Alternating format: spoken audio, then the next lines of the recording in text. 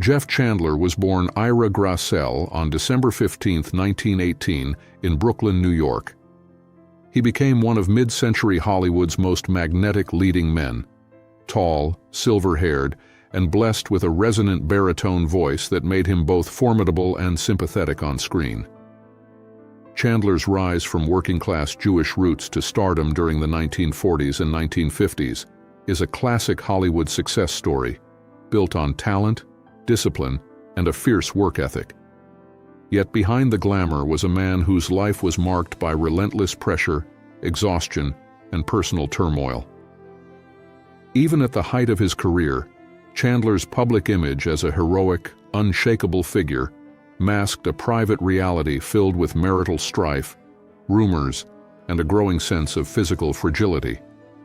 His sudden death in 1961 would later reveal that the story behind the star was far darker than anyone imagined. Early life and the making of a leading man. Raised in Brooklyn during the Great Depression, Chandler learned early that hard work was not optional.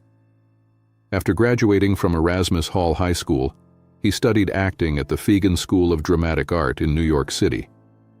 He spent years in stock theater and radio, sharpening his skills and building a voice that would later define his screen presence. Chandler's time in the U.S. Army during World War II, stationed in the Aleutian Islands, only strengthened his discipline and resilience. When he returned to civilian life, he transitioned into radio work, where his distinctive baritone quickly drew attention. This voice eventually opened doors to Hollywood, where he began with small film roles and steadily rose through the studio system. His physical beauty, combined with a controlled intensity, made him a natural fit for leading roles that demanded both strength and emotional complexity. The breakout role that changed everything.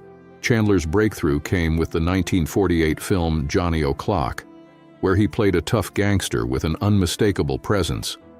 But it was his performance in Broken Arrow that truly made him a star. As Cochise, the Apache chief, Chandler brought dignity, sensitivity, and humanity to a role that could easily have been reduced to stereotype.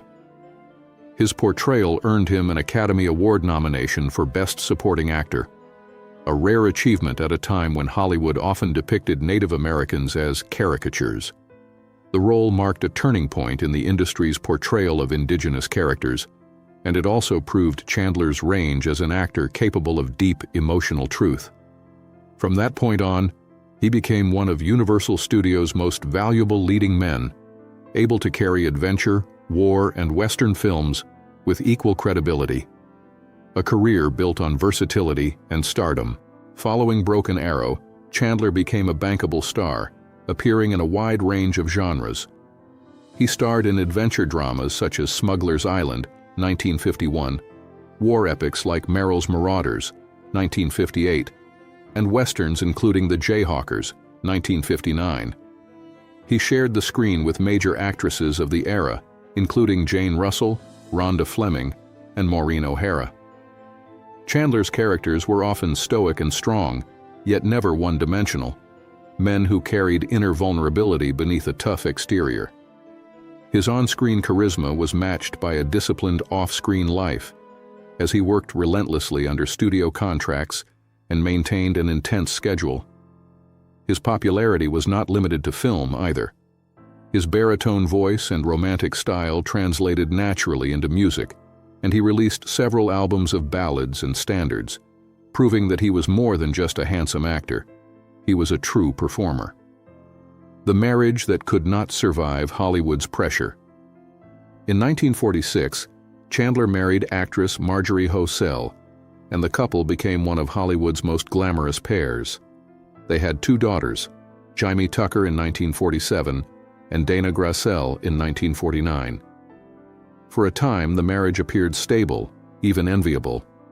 But the pressures of Chandler's rising fame and relentless work schedule began to take a toll. The couple separated in 1951, reunited, then separated again in 1954. Hosell filed for divorce that year, citing a breakdown in the marriage. She later described Chandler as chronically exhausted, so drained that he would fall asleep in public or during social events. His constant absence, even when physically present, became a defining feature of their relationship. The demands of his career left little room for family life, and Hosel later revealed that the stress of their marriage had caused her severe health problems. Affairs, scandal, and a reputation under siege.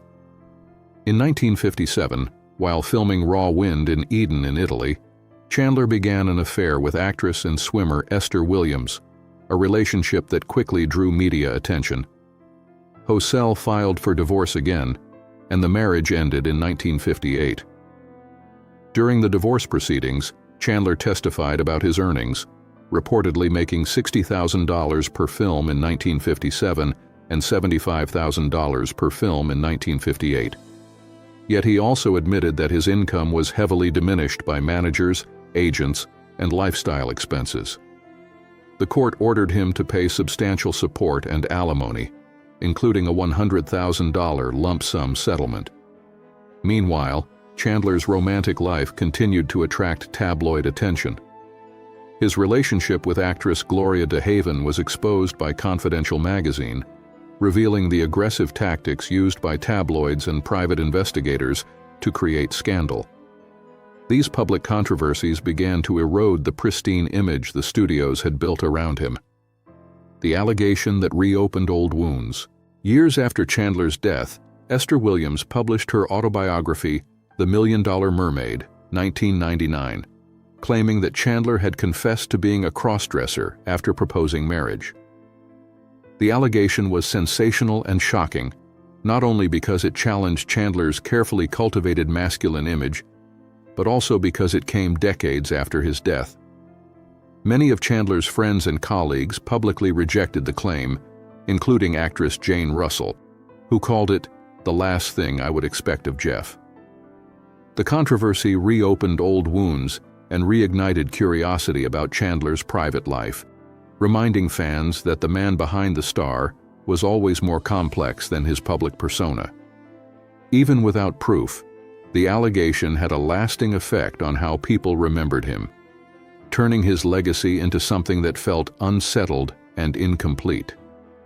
The mysterious death that never made sense.